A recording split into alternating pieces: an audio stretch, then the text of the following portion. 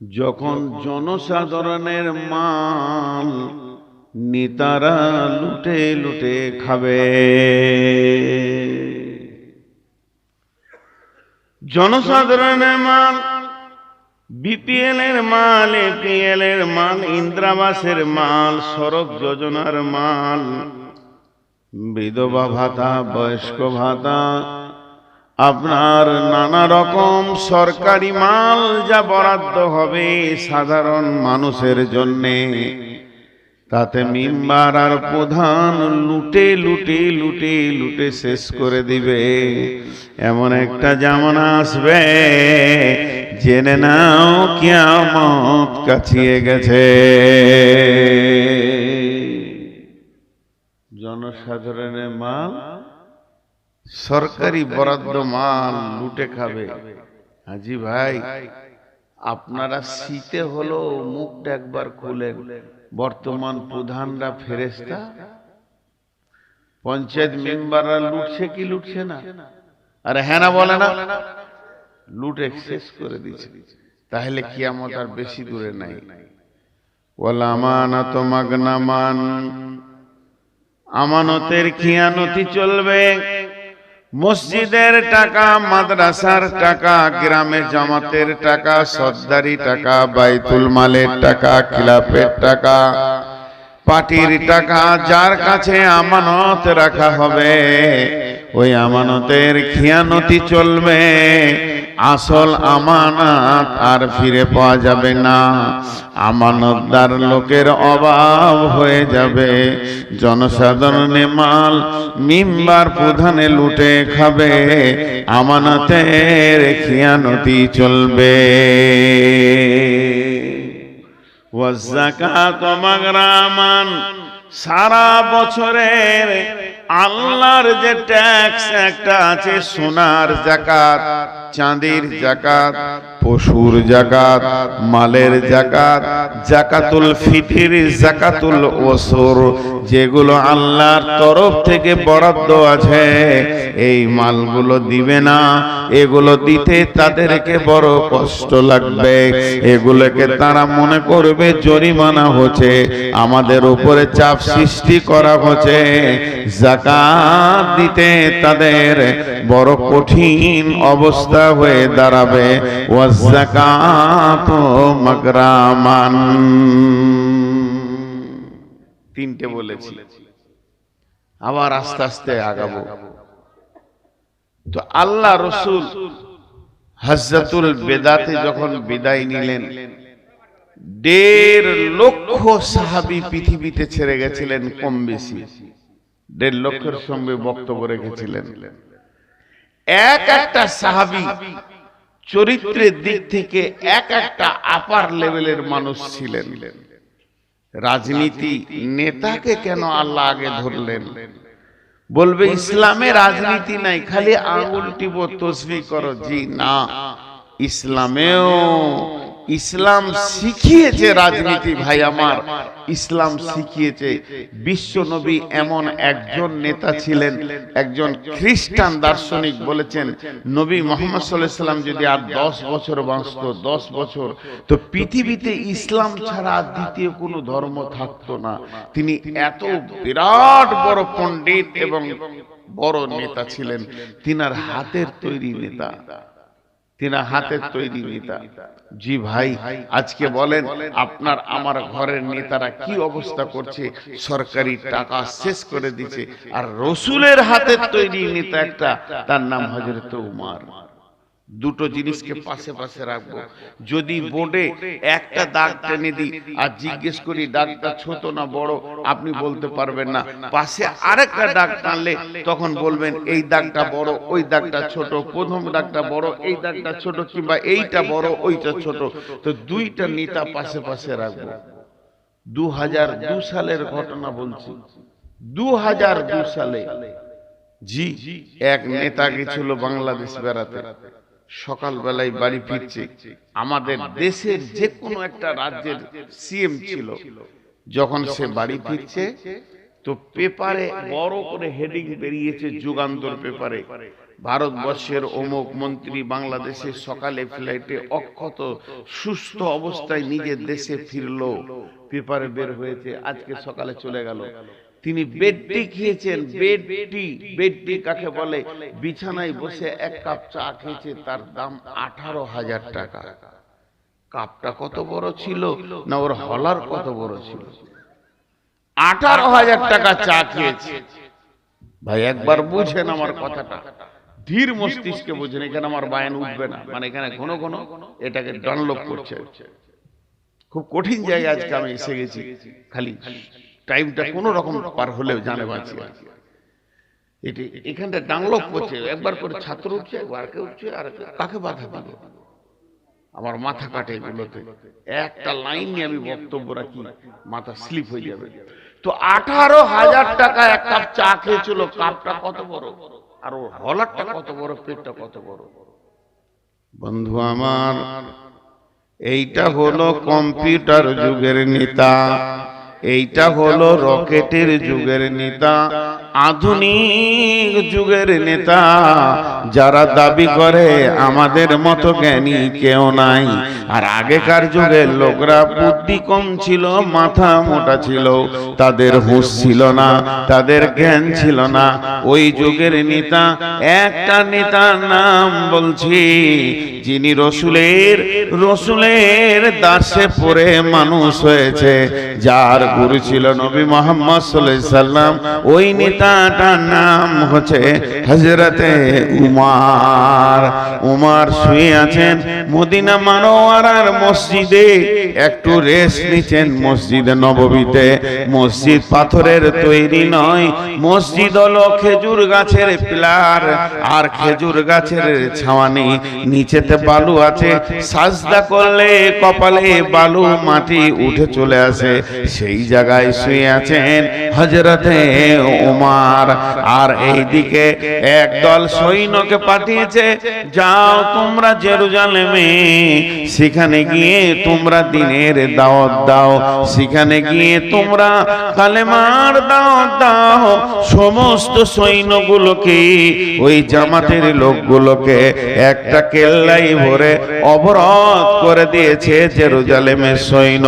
তার কারণ বলছে, আমাদের দেশে কোন জিনিস এলো, কোন ফিতনা এলো, এই বলে তাদেরকে অবরোধ করা হয়েছে। সঙ্গে সঙ্গে জেরুজালেমের যিনি প্রাইম মিনিস্টার, সেই যুগের যিনি প্রধানমন্ত্রী ছিলেন, স্বাভাবিক কোন লোক ছিলেন না। একটা জামানা ছিল আরবি শিক্ষিত আলেমরাই দেশ চালাতো, আর ব্রাহ্মণরাই দেশ চালাতো, পাদ্রীরা দেশ চালাতো, ধর্মযাজকদের হাতে দেশের হ্যান্ডেল ছিল। সে জামানায় চুরি ডাকাতি ছিল না, বেঈমানি ছিল না, রাহাজানি ছিল না, মানুষের মালের অপব্যবহার ছিল না।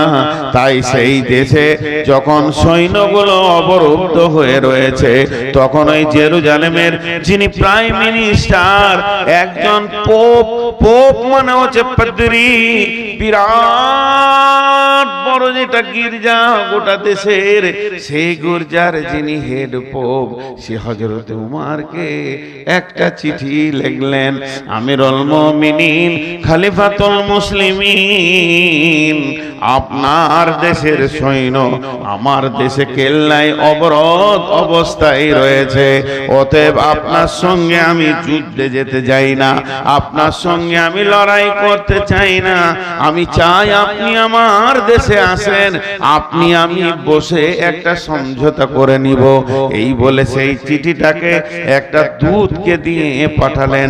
রাষ্ট্রদূত সেই চিঠি নিয়ে মদিনায় পৌঁছালেন। কি কাজে উঠলেন আর কি কাজে নামলেন? কাজ করেন, খানি বসে কাজ করে করলেন, হয়ে গেল তাদের কম্পিউটার।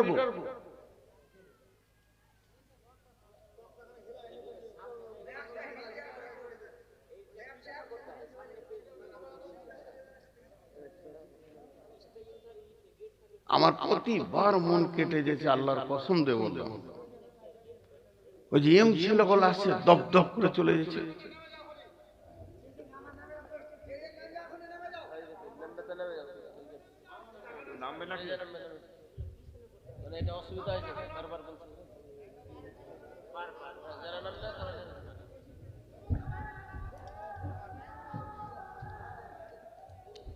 ওখানে আবার কে হই করছে?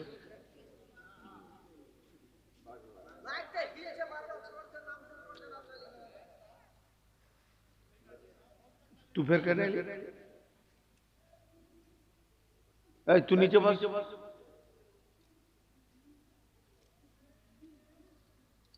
ওদের হইচই শুরু হয়েছে। বসো বসো। তো যিনি চিঠিটা আনছেন একটা রাষ্ট্রদূত, এটা ভাববেন ছোটখাটো তার ক্ষমতা নাই। মদিনা মারওয়ারায় পৌঁছালেন, পৌঁছানোর পর জিজ্ঞেস করছে আপনাদের পার্লামেন্ট কোনটা? পার্লামেন্ট সংসদ, শান শৌকতলা ঘর হবে সংসদ, গোটা দেশের যেটা গদি। সাইমুম ঝরে পড়িয়াছে কুটিরি, তুমি তো পরনি নরে নুয়ে, খেজুর পাতার প্রসাদ তোমার বারে বারে গিয়াছে খয়ে।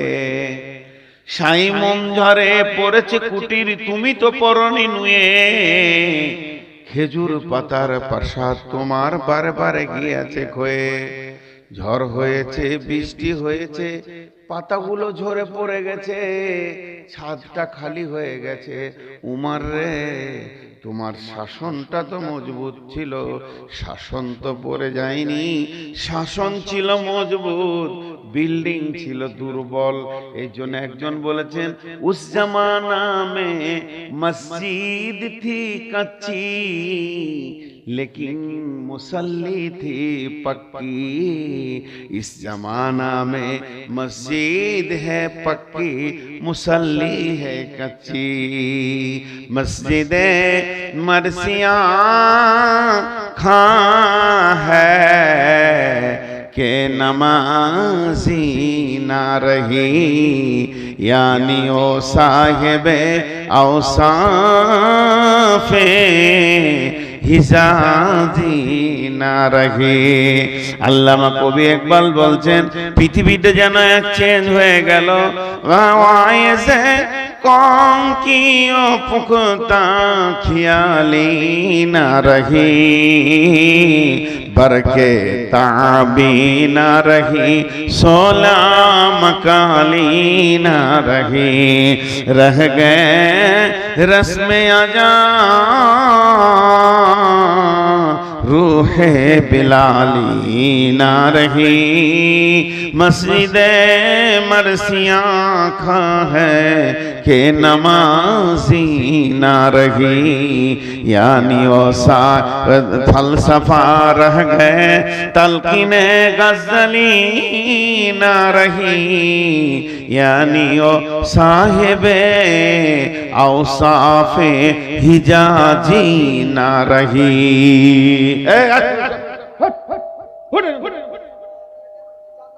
মেয়েগুলো অ্যাডাল হয়ে গেছে, সামনে চলে আসছে। এই মেয়েগুলো দেখলে মানুষের বিকর্ষণ হবে, আগেও চলে যাবে।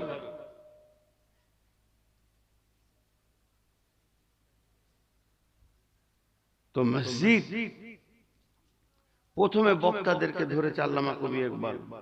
আমার গলা শেষ হয়ে গেল, আমি জোরে কথা বলি না।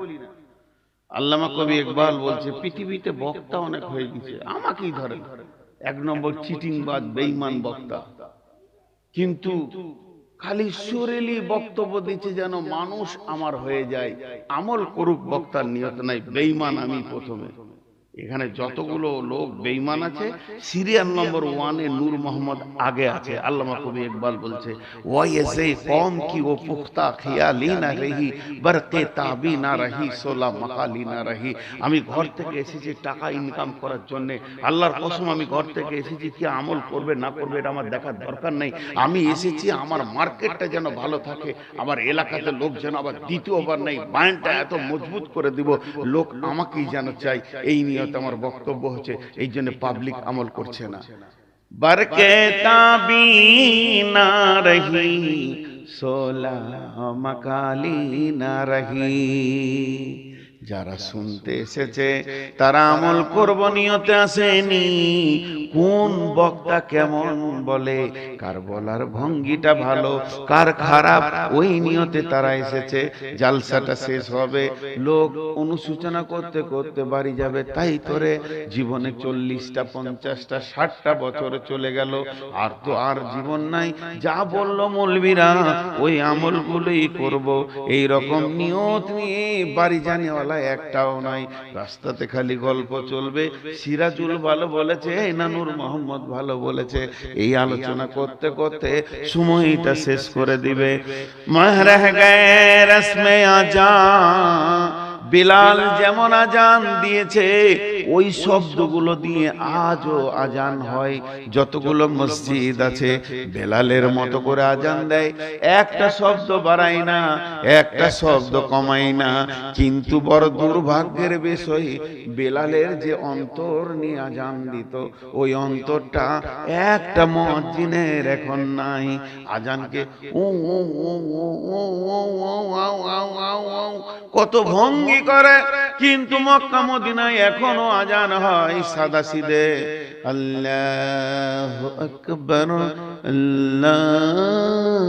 আল্লাহু আকবার, হালকা হালকা আজান দেয়। দিলটা দের শেষ হয়ে গেছে। মসজিদে মারসিয়া খায়, মসজিদে মার্বেল পাথর লেগেছে, ছাদ হয়েছে, তলা তলা তলা তলা তলা তলা হতে 5 তলা মসজিদ বানিয়েছে। সুজাপুরে চলে যান, কালিয়াচকে চলে যান, প্রতিযোগিতা লেগেছে, একই পাশে দুটো মসজিদ পাল্লা দিয়ে উঠতে শুরু করেছে। কিন্তু জোহরের আজান হলে মাত্র 13টা মুসল্লি নাই। 5 তলাতে বাঁদর বাস করে, সারা জীবনে একবার উঠেছে কিনা কেউ জানে না। এর জন্য আল্লামা কবি ইকবাল বলছে, মসজিদে মারসিয়া খা হ্যায় কে নামাজি না রহি। হযরত উমর মাটিতে সাজদা দিয়েছে, সাহাবীরা সাজদা দিয়েছে মসজিদে নববীর মাটিতে। কপালে মাটি চলে এসেছে, নাকে মাটি চলে এসেছে, হাতে মাটি চলে এসেছে, কিন্তু তাদের কাঁচা মসজিদে ঈমান এত পাকা ছিল আল্লাহর আরশকে কাঁপিয়ে দিয়েছে। আবার ওই মসজিদে মার্বেল লেগে গেছে, নামাজের খবর ছাদের উপরে পৌঁছাই না। এই আফসোস করে বলতে বলতে এই কবি নজরুল বলছেন, সাইমুম ঝরে পড়েছে কুটির তুমি তো পরনি গনুয়ে, খাইমুম ঝরে সাইমুম ঝরে পড়েছে কুটির তুমি তো পরনি নয়ে, খেজুর পাতার প্রসাদ তোমার বারে বারে গিয়েছে ক্ষয়ে। হযরত ওমর যেখানে বসে শাসন করতেন ওটা আমার মতো চেয়ার ছিল না, মাটিতে বসেছিলেন, ধুলার তক্তে বসেছিলেন, সেটা ছিল ধুলোবালি, আর উপরটা ছিল খেজুর পাতার। ফুরুক করে বাতাস দিলে 4টা পাতা উড়ে চলে গেল, কুটির যেন ভেঙে গেল, পাল্লা মানে যেন সূর্যের আলো ঢুকে গেল। আবার ওগুলোকে গুছিয়ে নিত। জায়গাটা ছিল অতি দুর্বল, সিংহাসন ছিল অতি দুর্বল, শাসন ছিল অতি মজবুত, এক তিল নাড়াচাড়া করা যাবে না। তিনি যে এত নরম দিলের মানুষ, গভীর রাত্রিতে কাঁদতেন, কাঁদতে কাঁদতে এক যুবককে দেখে ফেলেছেন।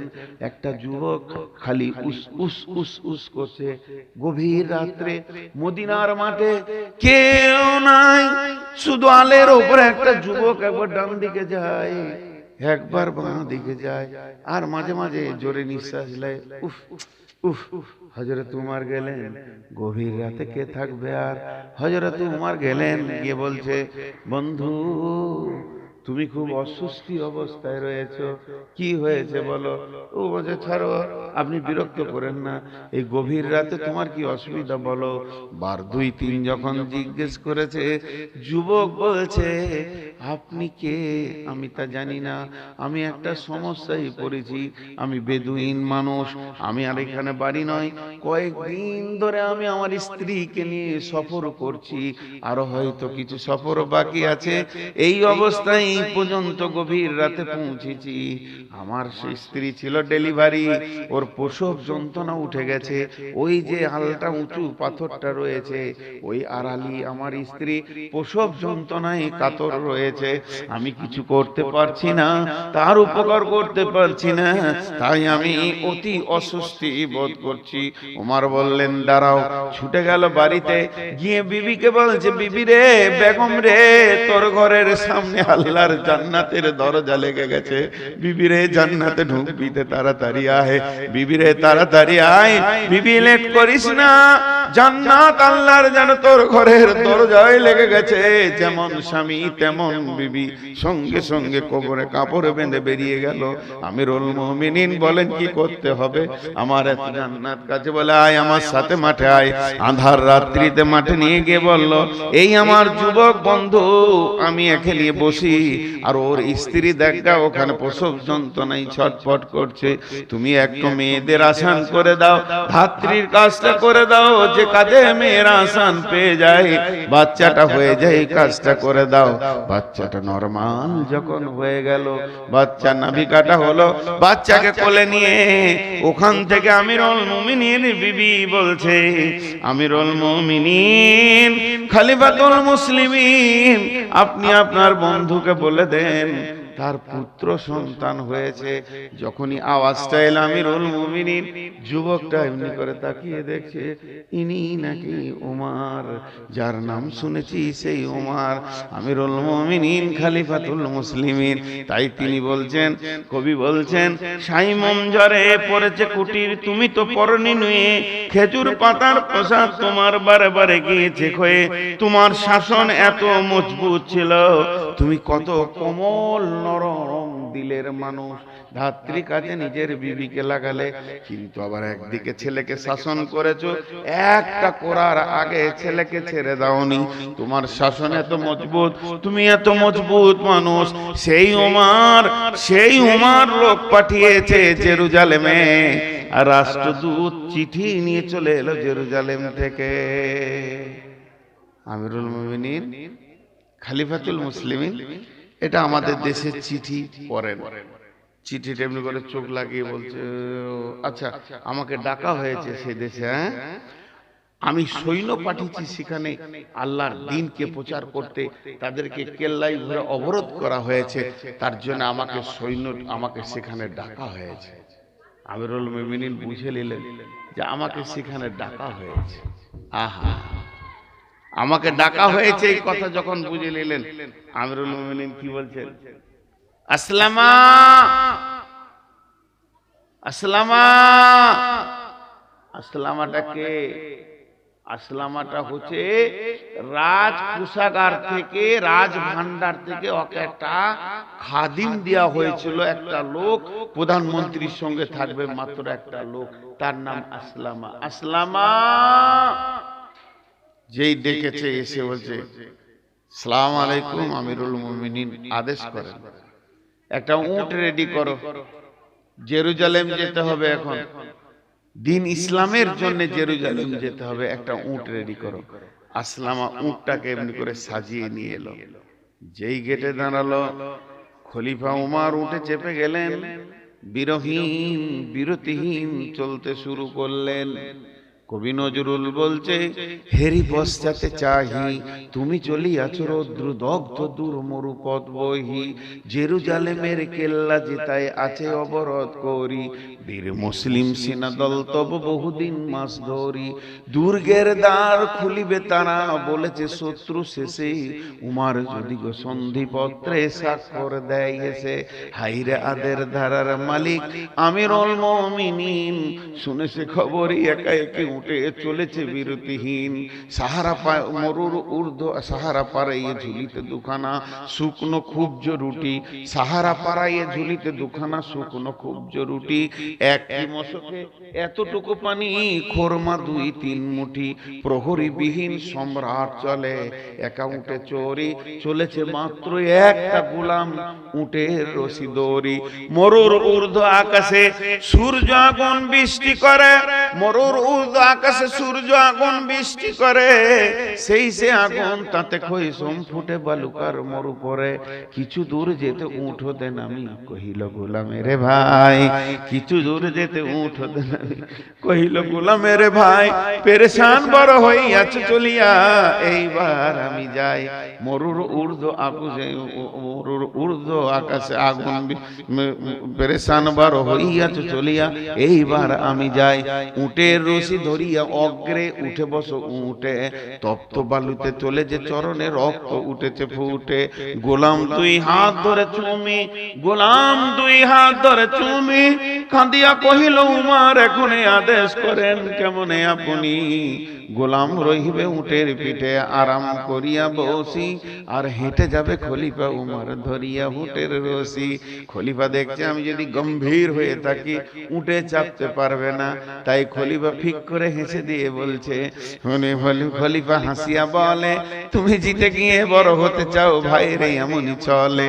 রোজ কিয়ামতে আল্লাহ যেদিন বলিবে উমার রে, করিনি খলিফা মুসলিম জাহানের তরে সুখ তরে তোরে।